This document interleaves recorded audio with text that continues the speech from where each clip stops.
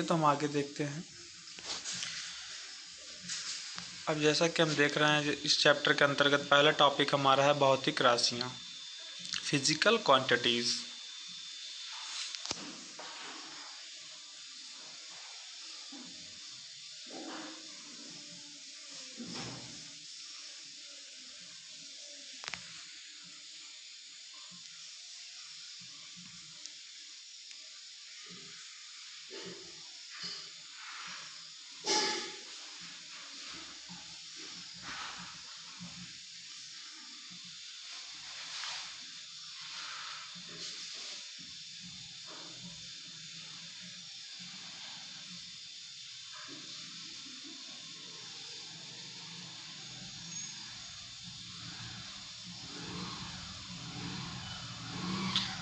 तो भौतिक राशियाँ क्या होती हैं? मतलब जिन्हें मापा जा सकता है या जिनके रूप में भौतिक राशियों को लिखा जा सके, जिनके मतलब कह सकते हैं हम वे राशियाँ जिन्हें मापा जा सके तथा जिनके संदर्भ में भौतिकी के नियमों को व्यक्त किया जा सके, भौतिक राशियाँ कहलाती हैं।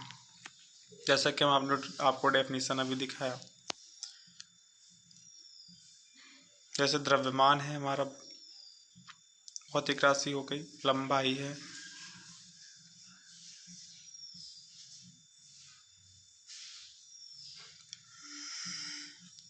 समय, ताप, ये सारे फिजिकल क्वांटिटीज के अंतर्गत आते हैं। स्क्रीनशॉट ले सकते हैं, आप अपने नोट्स में ऐड कर सकते हैं। अब यही भौतिक राशियाँ के जो प्रकार होंगे, देखो दूसरा प्रकार क्या होगा, मूल राशियाँ। भौतिक राशियाँ दो प्रकार की होती है, एक मूल राशियाँ, दूसरा व्युत्पन्न राशियाँ।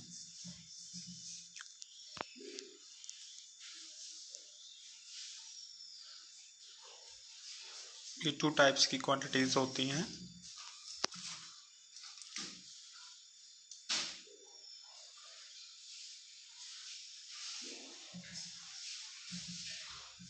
अब देख रहे हैं जैसे कि इस ग्राफ में भौतिक राशियाँ दो प्रकार की हमने बताया। पहला मूल राशि, दूसरा व्युत्पन्न राशियाँ, means fundamental quantities and derived quantities. तो अब मूल राशियों के बारे में हम पढ़ेंगे। मूल राशियाँ क्या हैं, फंडामेंटल क्वांटिटीज क्या हैं।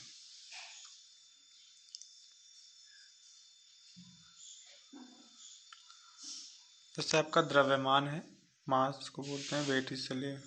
लंबाई, समय, ताप, ये हमारी मूल राशियाँ हैं।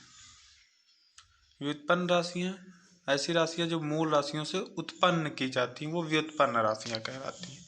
या कह सकते हैं जो किन्हीं दूसरी राशियों से उत्पन्न की जाएं, व्युत्पन्न राशियाँ कहलाती हैं। जैसे वेग है, चूँकि वेग इज इक्वल होता है हमारा विस्थापन बटे समय। अगर विस्थापन को समय से भाग दे देते हैं तो हमारी वेग एक नई राशि प्राप्त हो जाती है।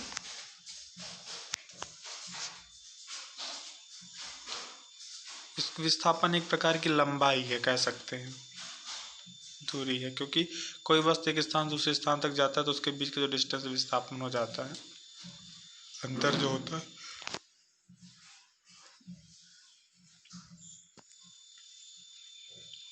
नेक्स्ट है त्वरण, acceleration. Acceleration is equal velocity upon time, means त्वरण इज इक्वल वेग बटे समय।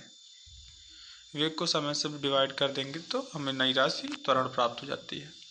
अर्थात ये हमें दूसरी राशियों से उत्पन्न होकर मिली हुई राशियां हैं, इसलिए हम इन्हें व्युत्पन्न राशियां कहते हैं, डिराइव्ड क्वांटिटी कहते हैं।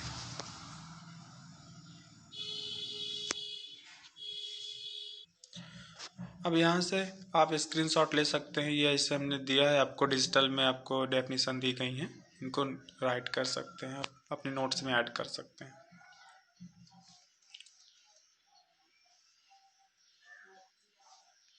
अब मात्रक, यूनिट क्या है, यूनिट के बारे में हम पढ़ेंगे।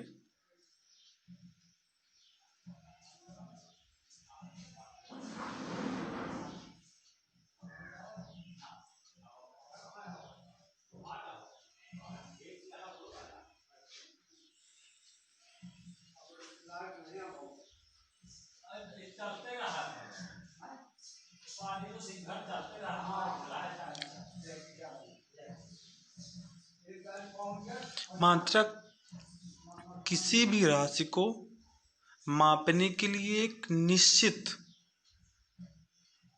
संख्यात्मक मान प्रदर्शित करने के लिए एक मापन या मापन बनाया गया है, मान्यता प्राप्त मानक बनाया गया है, जिसे मात्रक कहते हैं। मात्रक हमेशा अंतरराष्ट्रीय मानक पर होने चाहिए। मात्रक ऐसे हों जो अंतरराष्ट्रीय मानक पर हो। मीन्स अगर 1 सेंटीमीटर जितनी दूरी हमारे इंडिया में है तो 1 सेंटीमीटर में उतनी ही डिस्टेंस हमें फॉरेन में भी होनी चाहिए। इसका मतलब होता है अंतर्राष्ट्रीय स्तर पर मानक होने चाहिए। तो हमारे जितने भी मानक बने हैं, जिस चीज़ को भी, जिस राशि को मापने के लिए बनवाए गए हैं मानक, वो सब के लिए एक निश्चित मान्यता दी गई है।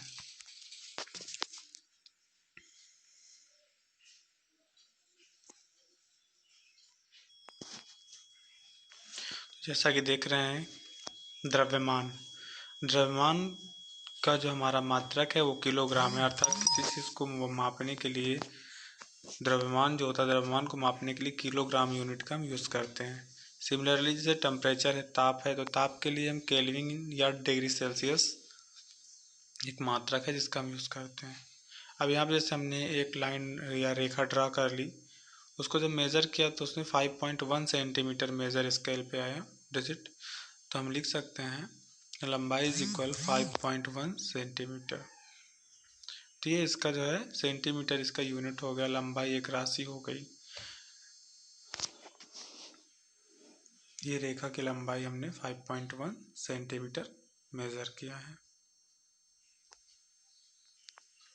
अब भौतिक राशि को हम या लंबाई को राशि को जो है हम क्यू से डिनोट करते हैं। क्यू इक्वल हो जाएगा हमारा यूनिट सेंटीमीटर यू, और 5.1 डिजिट है, नंबर है, तो एन मीन्स क्यू इक्वल जो हमारा डिजिट इंटू